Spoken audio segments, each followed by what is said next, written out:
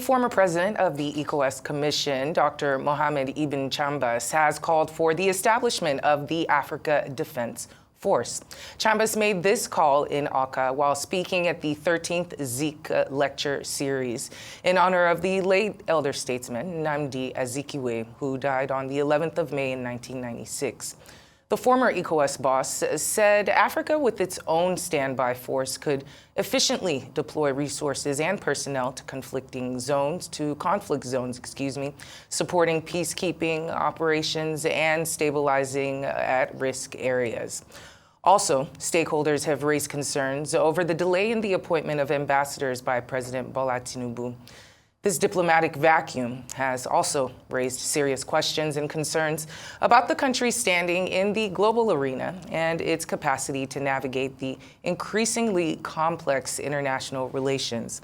Since President Tinubu has assumed office more than a year ago, Nigeria has lacked formal representation at the highest levels of diplomacy, leaving the country at a disadvantage in engaging with global partners. Dr. Nicholas Erameh, a senior research fellow in the Division of Security and Strategic Studies at the NIIA, Lagos, well, he joins us now to discuss this call for the establishment of Africa's Defense Force, its feasibility given the contending interests on the continent, and the delay of nomination of ambassadors by President Tinubu, and how all of that is impacting Nigeria's foreign policy and diplomatic relations. Good to have you join us on the program. Thank you so much for having me here. Welcome to Newsday. Yeah. So what do you make of these Africa Defense Forces, especially at this time? Well, I would say it's not unexpected, because it has always been the cause of African nations and African heads of government about how to address conflicts. And if you look at it very well progressively, what has been the bone of contention in Africa is how do we respond to most of these obstinate and protracted conflicts, one. Then how do we also look for what they call homegrown initiatives, or what has been termed the African solutions to African problems. But essentially, within the late 90s, it became very obvious that these conflicts themselves in Africa, they have had serious consequences, and hence there was a need to move from non-interference to non-indifference. And within that context, there was a need to, how do we ensure that we have our own African standby force? And this is also coming from the fact that most of the interventions or the peacekeeping interventions that are taking place in Africa, carried out by the UN itself, the UN itself is fatigued. Right? Apart from the fact that the UN is fatigued, the UN is also saying that it's no longer committed to putting boots on the ground.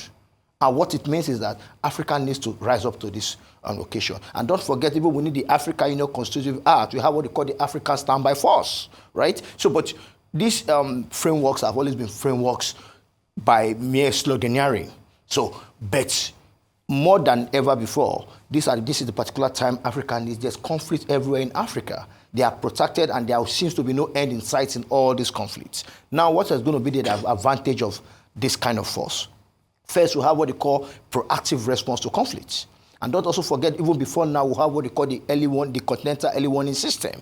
So there could be a nexus, a link between the continental early warning system and the African standby force. In other words, we'll have an African whereby most of these conflicts could even be nipped in the bud before they get to their escalation stage, which becomes very difficult to intervene. One. Two, it also shows that Africa itself is growing mature to respond to its activities.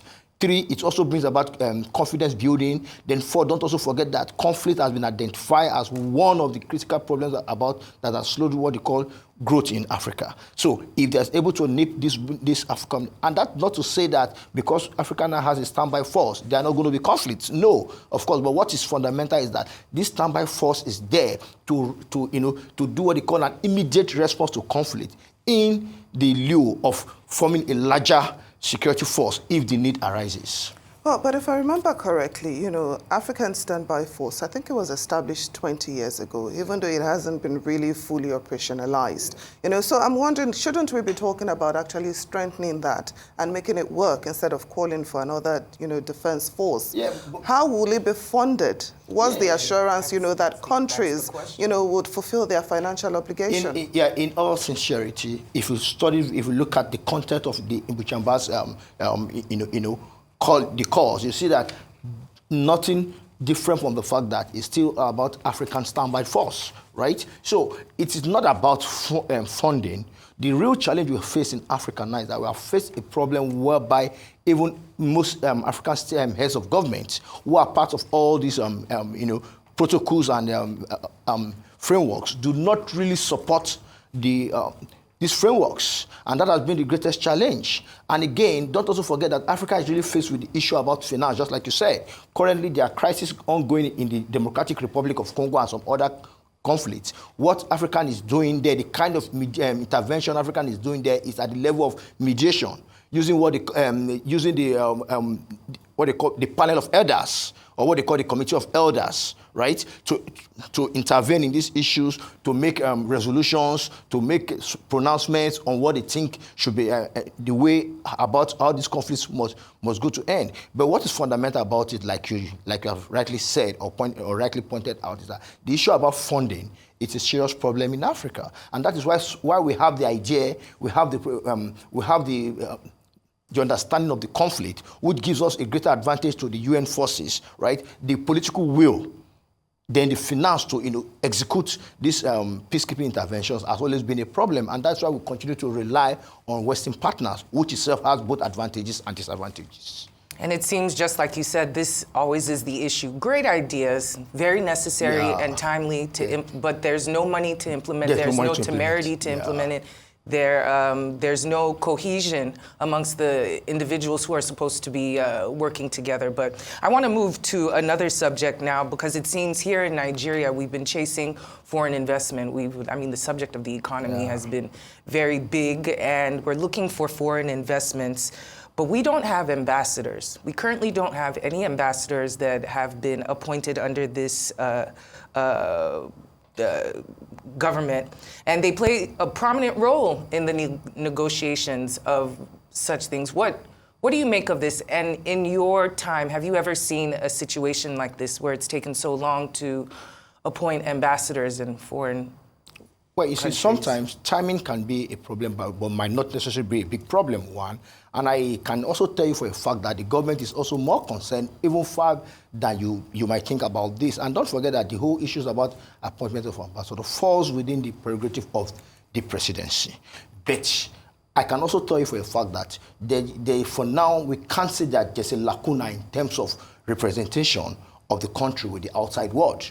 But just that everybody, the expectations within and outside is that at this point, maybe the presidency ought to have, nominated ambassadors or, brought out the list of ambassadors, which itself goes a long way in ensuring that there's a mutual relationship between Nigeria and the outside. But let's just not forget that just within the weekend, the PM of India visited Nigeria, and that shows that there's no point that governance itself has been stagnant. But what is most important is that, like I said earlier, the president itself accepts this as a challenge, and we might just be talking, perhaps just before we leave this place, we can just hear that there's a breaking news that the list already is out. But to say that the presidency does not understand the context of the lacuna about that itself is more like making a disservice to the presidency itself. They are much more acquainted about this issue, and I can say for a word that in no time, ambassadors will be nominated.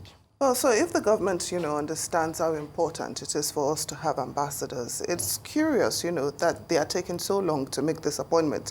So could it be due to maybe lack of outstanding and reputable individuals, who can fill these positions? If you say the government is not at fault for this delay, then maybe there are just no competent individuals to fill the roles. There's no way we can ever talk about lack of competent leaders in a country like Nigeria. So what is the problem? Yeah, just like you too. Who says you can't be an ambassador? So what right? exactly is the problem? So we have the individuals, from what you have said. Yeah. Government is aware of the importance of the roles that these people play. Why then hasn't it been filled? Yeah, and that's why just if you listen to me very, very, very carefully, what I said initially, that even though what we are just facing now is what you call just to declare. Right? We are just expecting that a list is going to come out from now. But that does not mean just a current lacuna between what is happening between Nigeria and the outside world. Right? And let's not also forget that itself falls within the prerogative of the presidency to do. Well, we'll have to leave it there. Yeah. Thank you so much for joining us this afternoon. It was a great conversation. Dr. Nicholas Erameh, thank you so much for joining us. Please Thank you. come back here.